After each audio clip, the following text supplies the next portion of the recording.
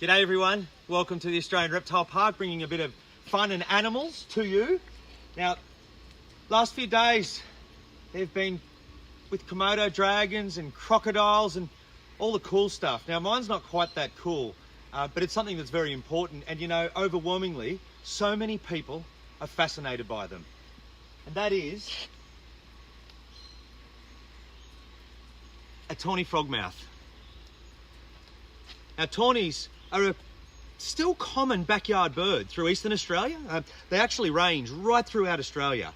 But you know, let's have a bit of a chat about them. I've got something surprising that I'll show you at the end that I bet you won't see until I point it out. Now tawnies themselves are called nightjars. People look at them and it's always an instant reaction. It's an owl. It's not. They're closely related, but nightjars are very different. And if we just go through a few of the physical features that separate them. So if we look down here at the feet, now these are tiny little claws and they're just used for perching like it is on my hand now. An owl would have long talons, you know, a couple of centimeters long, and the owl uses its talons to grip onto its prey, whereas a tawny just uses its feet for perching. Now, one of the other main things that separates them is, have a look at the beak. Have a look at the beak. Now, the beak of a tawny, it might look strong and it can give you a bit of a pinch, a little bit of a pinch, but it is only made to swallow its food whole. So the tawny has to catch it with his beak and swallow it, whereas an owl would be able to catch something with its talons, whack, grab onto a rat or a mouse, and then it can use its beak, and an owl's beak would be far more hooked. And that hooked beak rips bits and pieces off the rat or mouse if it can't swallow it whole. So a tawny's main diet are things like frogs, invertebrates like crickets, different bugs, worms, anything that they can grab that fits in that mouth hole. Now, a few of the other physical features, and I'm going to save one of them till last, and that's its camouflage, because they're incredibly well camouflaged. But if you have a look, all around the head up here, we've got light feathers. And you see, if I just brush them, we get a reaction from the tawny. And that's because these are all incredibly sensitive. So they hunt at night. And the way that they come down on their food, they listen, and they've got incredible eyesight. Have a look at the size of those eyes. But once they get down near their food, all these hypersensitive little feathers here are able to govern and dictate where it is, and they can feel its movement. So I'll try and turn him front on. Can you see them all in the sun? Oh, over here, please. Now, look at those eyes. You compare the size of this bird to me, and note that its eyes are as big as mine. Now that tells you something. They have incredible nighttime vision. They're nocturnal. So they sleep through the day, awake at night, and those big eyes are able to capture so much light. The bigger the eye, the more light it can let in, and the more light you let in, the better you can see in the dark. Now they have very reasonable hearing, and even though it doesn't look it, you know, I've got an ear that you can see, but this whole area, what are you doing, mate? You're going upside down. Look at that. Doesn't that give you an idea of how owls or frogmouths can rotate their head? Do you want to scratch? You want to scratch? So that movement that we just saw there in the neck is incredible, because they're able to turn 180 degrees all directions. So whether it's keeping an ear out, keeping an eye out, or catching your prey, pretty handy. But this whole area around here that he's kindly showing us, all the feathers taper in. So the feathers catch sound like our ears would, and they channel it into the ear. Now, there's a bit of a special story about this little fella, and it's not something that's uncommon with Australian wildlife, but he actually has a bit of a tragic story that has a happy ending, which is him here now. Now, he was hit by a car on this left wing, and the damage was such that he wouldn't survive in the wild. Okay, the wing was broken. We've been able to pin it and fix it, but he wouldn't survive in the wild, and so he actually came in and has been in care here for a number of years now. And I'll show you, I've got some mealworms here. Now, they're lovely. One for me. Watch this. So I've only got to trigger the feathers, and in we go. And they'll swallow it whole, over and over. So they'd hunt for prey in the wild as small as this worm or as big as a frog. Here you go. Let's go a couple this time. That's my finger. So the beak like that hurts enough that you feel a bit of a pinch, but it would never draw blood. They're a really gentle bird. Come on, would you like some more?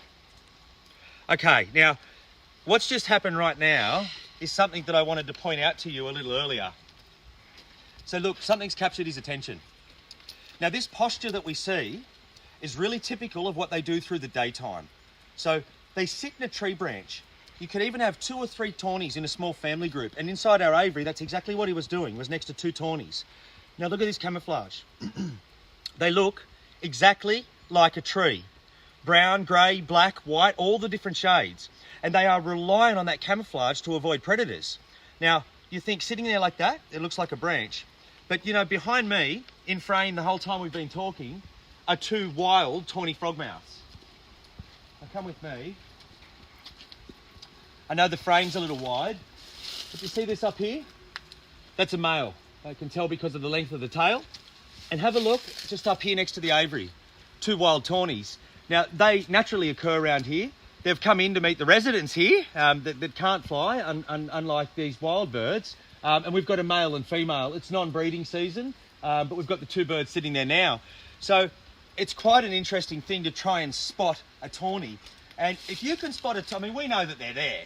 But if this was your house, you'll hear them at night if you don't see them. And you can look up the sound, but they've got a deep boom, which is woo, woo, woo, woo, and that'll normally give them away.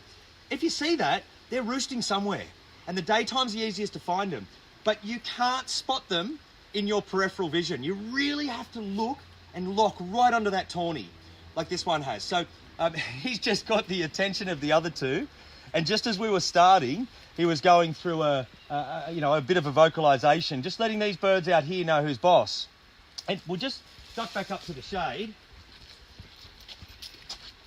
Tawnies are unsung heroes in that they are susceptible to a lot of threats, habitat destruction, urban sprawl, but there's one that really hurts them, and that's snail bait or rat and mouse poisons. So when we go out in the garden and we put snail bait out, and hits a snail or a slug and the tawny eats it, the tawny's dead.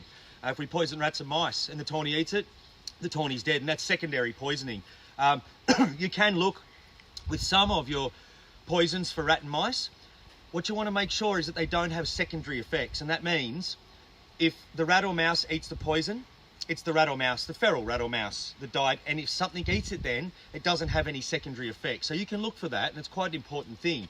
But they're literally found right over Australia, and they're still hanging on.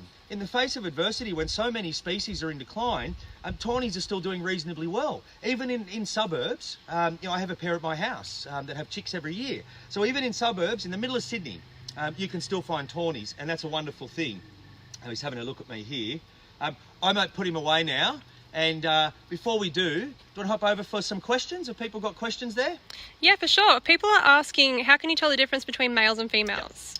So it's difficult to tell the difference between male and female. If you're in a museum and you had a skeleton, you can measure them up. But essentially, if we look here at the length of the tail, okay, the male and female have different length tails. And so that's one of the easiest ways to tell. If I could show you the birds that are sitting up here in the tree, you'd see that one has a tail that's half the distance of the other. And so that's the easiest giveaway. Coloration's very similar, size is very different, very similar. The vocalizations can be different, but we can't hear them now. So it's generally pretty hard, but tail length. And if you want to know which is which, look it up, because I actually can't remember if the male is longer than the female or the other way around, but it's one way or the other. The other one? How many chicks can they have? Yeah, so tawny frogmouths, when they breed, they'll breed in eucalyptus trees that are around here, and these wild birds actually breed up in this grey gum here every year. And it's a really discreet nest where they just pick a few sticks, and they generally use the platform of a big fork in a tree, so they don't need to build a massive stick nest because they use the fork of the tree for that. And so the female will lay a few eggs. The biggest family I've seen is 5. Maybe you could have more in a really good year, but really typical is 1 to 3 chicks. The way that the chicks hatch is that if they have too many, by the time the last chick hatches, the first one will be big enough to eat it. And believe me, they do. So it's not uncommon, I guess, to have a clutch of 4 or 5, but to fledge 2 or 3 chicks, to get them to, it's a pretty big effort from mum and dad.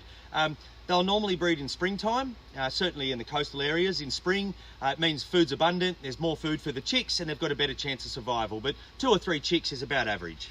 How big can they get? This is a full-grown tawny frogmouth. I have seen bigger, And I don't know what governs the size differences. Certainly in the arid interior of Australia, they tend to be a little bit smaller, a little bit sleeker. But this is a really typical full-grown East Coast Australian tawny. What do the chicks eat when they're young? Yeah, good question. So the parents, I mentioned earlier, they will catch and eat anything that can fit in their mouth, but they have to be able to swallow it whole.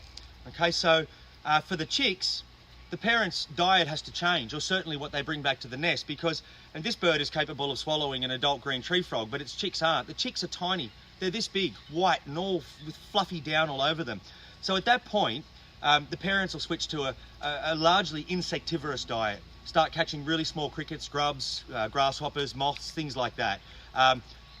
Look, they are predominantly insectivorous, so the bulk of the diet is insects, and when the chicks are around, the size of the food has to decrease. Again, an owl can catch something way bigger than its chick, and the owl can rip it apart using its talons and its beak. The tawny can't. It can only feed the chick what it catches whole, what it can swallow whole. How long can they live for? Yep, tawnies have a pretty decent lifespan. 10 to 15 years average. Some can go a little bit longer, but they're quite a long-lived bird. And even if in that you think 10 to 15 years doesn't sound like a lot, well, if you think that mum can breed by the time she's 1 year old and she can have 3 chicks every year, in a 10-year lifespan, that's 30 chicks. So, they're a little different to us in their capability of sharing their genetics and raising a lot of young. But 10 to 15 years is pretty standard. All right, maybe one last question. How many tawnies do we have here at the park? Yep. So how many tawnies do we have? I believe there's 5. It's a pretty stable number. They're all unfortunate tragedies that have been hit by cars or attacked by cats or things like that in suburbia. But about 5 is what we can comfortably keep for their welfare and their needs. So, hey. All right? All right, thanks, Tim. We'll sign off for now. Thanks for watching, everyone. everyone. We'll catch you later and see you next time. Hope you're well.